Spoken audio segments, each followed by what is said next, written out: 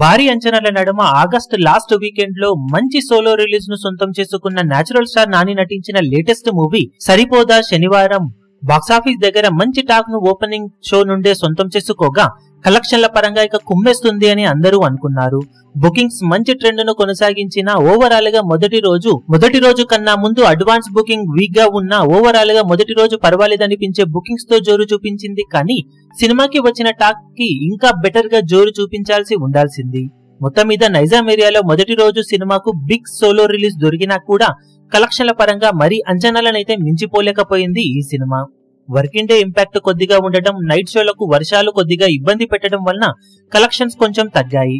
మొదటి రోజు మొత్తం మీద నైజాం ఏరియాలో 2.75 కోట్ల రేంజ్ లో షేర్ ను మాత్రమే సాధించింది సరిపోదా శనివారం సినిమా.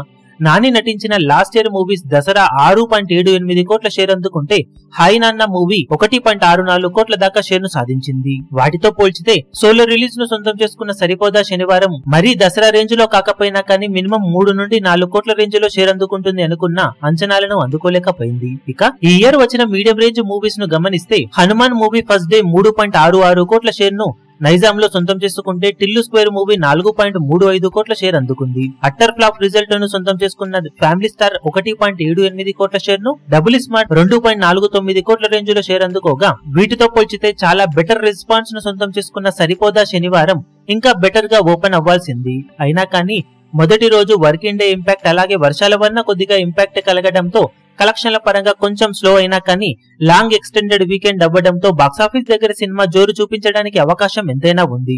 టాక్ ఎలాగూ పాజిటివ్ గానే ఉండటంతో లాంగ్ వీకెండ్ లో సినిమా ఖచ్చితంగా జోరు చూపించి ప్రీ రిలీజ్ బిజినెస్ లో చాలా మొత్తాన్ని వెనక్కి రాబట్టే ఛాన్సెస్ పుష్కలంగా ఉన్నాయి.